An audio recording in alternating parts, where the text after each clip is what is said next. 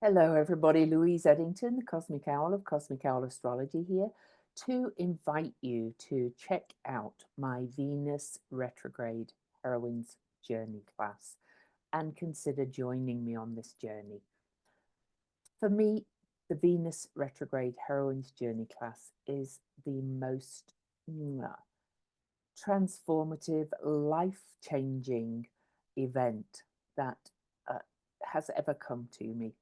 I dreamed this event. Venus came to me in a dream early in 2017 and said, "You're going to do a Venus retrograde class." And I did a Venus retrograde class. And that year in 2017, the Venus retrograde began in the sign of Aries, like this one. And since then, I have done a Venus retrograde journey every 19 months that Venus goes retrograde, and they have just been off the charts.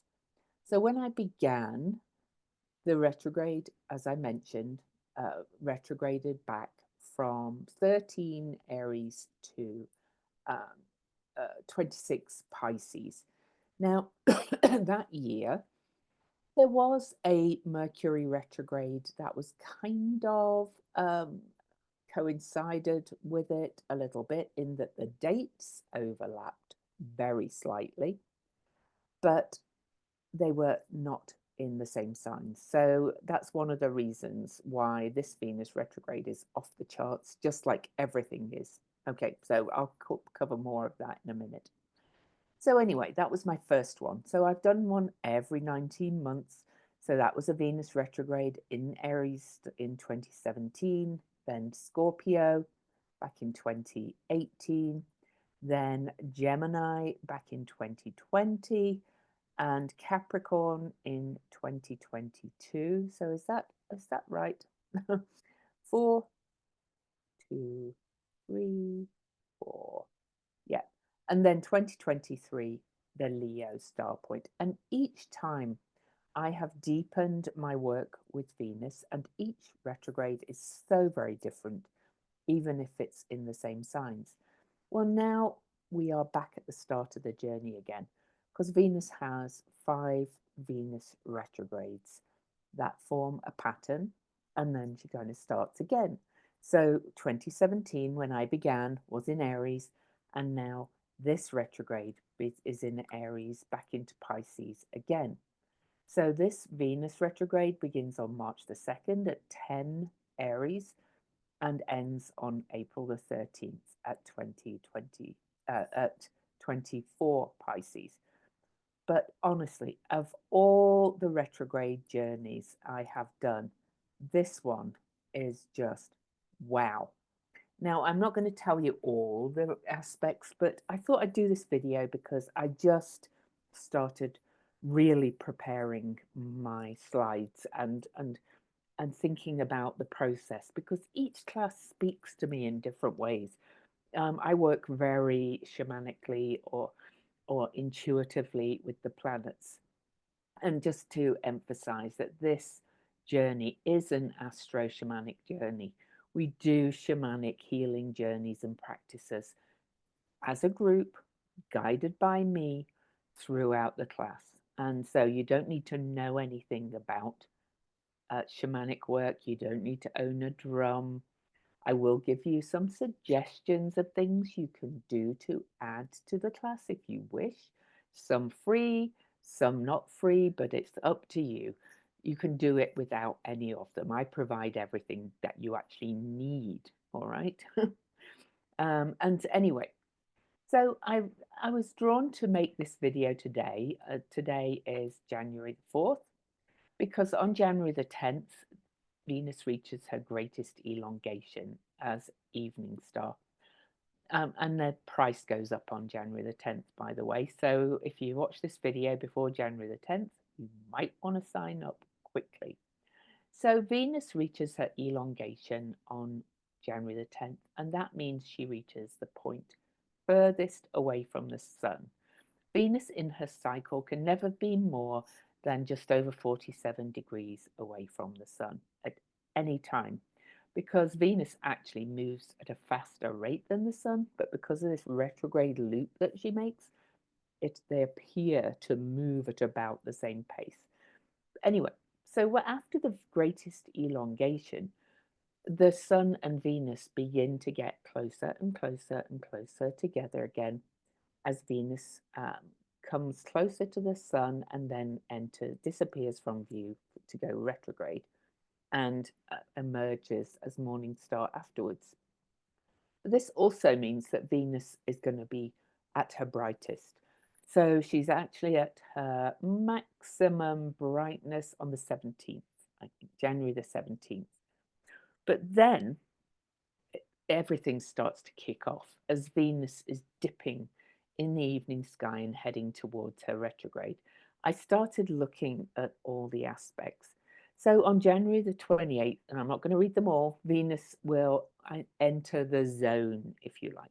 I don't believe in like pre-shadow, as in things going wonky and all that kind of rubbish, but Venus will start crossing the degrees that she will retrograde through from our perspective on January the 28th, so not very far away, and that's at 24 degrees Pisces. Now, if you were paying attention and listening, that's around the degree that she retrograded to last time, but she goes a little bit further back. All of this will be explained in the class. So, first of all, things are going to start paying attention to things really from January the 28th. And again, I'm not going to talk about all the aspects, but I will mention on February the 4th, Venus enters the sign of Aries, where she's going to station retrograde later. And she reaches her maximum brightness on February the 17th. And then she stations retrograde on March the 1st at 10 degrees 50 Aries. But she's also conjunct the moon on that day. She has a moon Venus conjunction as she stations retrograde. Now, that's really important too. The two divine feminine energies. Again, I'll go fully into the details in the class, but believe me, I don't think I've ever seen a Venus station retrograde conjunct the moon at the same time. It's wild. But not only that, then on March the 15th, as Venus is moving backwards, March the 14th first, we have the total lunar eclipse, okay, at 23 Virgo Pisces, and Venus is going to go retrograde back over that point. So Venus is retrograde and the eclipses are happening while she's retrograde. That's just wild too. And then Mercury stations retrograde on March the 15th at 9 degrees Aries. Remember, Venus just stationed retrograde at 10. Mercury stations retrograde at 9 Aries. So they're going to travel backwards together through the signs. And it's got the eclipses in there as well. This is just totally nuts to my point, but I love it. Anyway, so again, not going to go through all those aspects, but I'm just trying to give you some idea of why it's powerful. So right now, we're in the middle of the eclipses in the timeline I'm giving you, and we come to the middle of the Venus retrograde. Venus will disappear from view around March the 19th. That actually does depend on where in the world you are, and during the class, of course, I will tell you how to find out for you where that is. But March the 19th is the mean date that we use. Okay.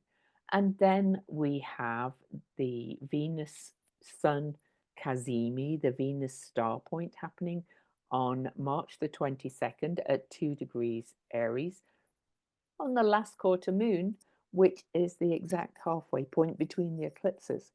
Again, this is wild. But not only that, when we have the new Venus star point, Jupiter is at 14 degrees of Gemini, which is the Venus star point we are just leaving. Honestly, this is just nuts. Okay, this indicates to me why it's so powerful.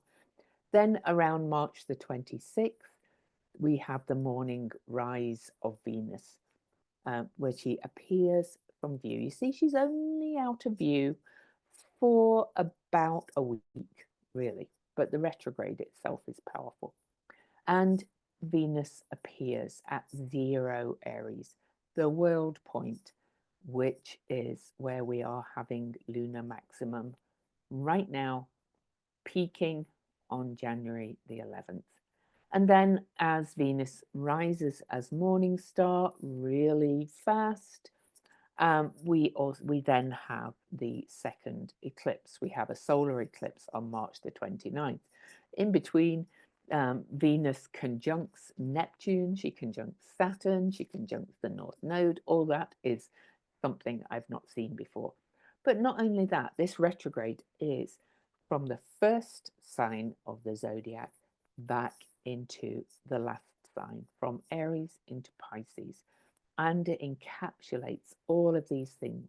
Mercury retrograde, the eclipses, there's actually more, but you know, I would be here forever if you didn't. What does this mean to me? Well, we're in a 9-year, we're in a year of endings. We're also entering the year of the snake at the end of January on the new moon. And this period is like a concentrated death and rebirth in more than one way. That's been kind of the general theme about the retrogrades so far that I've done. But this one is a rebirth like nothing before.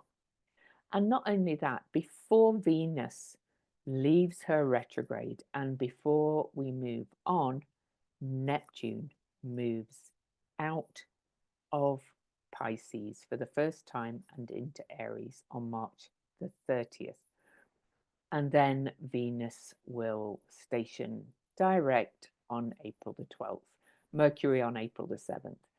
So she goes into her retrograde with Neptune at the end of Pisces, where she comes out and back into Aries. Neptune enters Aries for the first time in 165 years. I cannot make this stuff up. This is off the charts. So I hope I've kind of tickled your interest in this class. Now, I do want to pull a card for you from the deck of cards that I will use for the retrograde journey. I bought them specifically for it. We look at the myth of Demeter, Persephone, and Hades in great depth in allegorical terms or metaphorical terms, if you like.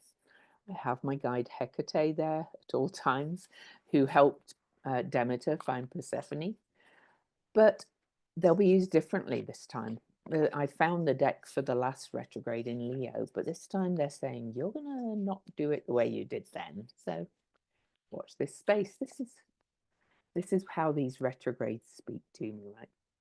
And you will hear all about why in detail and feel the energy of why this retrograde journey is such a rebirth of integration into your humanness and your essence and finding who you are deeply down inside as we move into this new paradigm in quite stunning ways. And of course, at the end, I will take you through and move you ahead a little bit, right? So, oh, I love this. So I've pulled 3 cards just to give you an idea. So this is the Mysteries. I'm not going to go and read from the book, but these are the initiates, because this is a journey of initiation. These are the initiates, the Mysteries that travelled into the Eleusinian mysteries that nobody knows much about. They took place in Greece. They were honouring the goddess, but this is kind of, well, you can see it's kind of like Persephone, innocent, naked, smelling the flowers. Okay. Then we have the Lord. Now, I'm going to say that this is kind of Plutonic here. I don't think this god is Pluto, but this is is kind of, losing your innocence and falling in love and realizing that you are a sexual being, okay? And there's other meanings to it as well. And then this is the final card, the seeker of bees, of knowledge, of hidden knowledge, seeking knowledge, okay? The bees are actually like swords in some tarot decks. You are going on, join me on this journey if you decide to. I hope you do.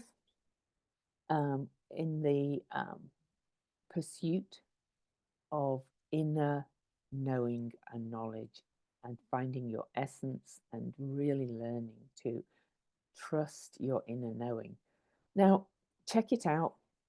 Price goes up on December the 10th, and we have a 2-pay option. And then the price goes up again at the end of January. And after that, there's only a 1-pay option. So, just join as soon as you can. You won't regret it. You get the recordings. I give you the slides. I give you all kinds of extra bits that you do. But know that this is a collective journey. If you want to look at your own Venus star point, that's a separate thing. And we won't be talking about those on the calls. But you can also book a one-on-one at a special price to go have a look at your chart, but you don't need it. You even do not need to understand your astrology chart for it to work. It just works. It's the most magical class I've ever done. I've had people launch new careers after it, launch new creative projects.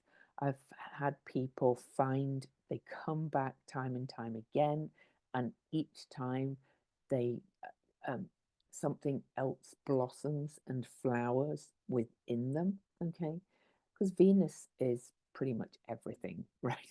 She is the big sister of Earth, and she represents our values, our love life, how we love ourselves, our social mores, our artistic tastes, our artistic talents. Venus is amazing planet and very underestimated. So join me on this journey, and I don't think you'll regret it. So much love. I will hopefully see you there.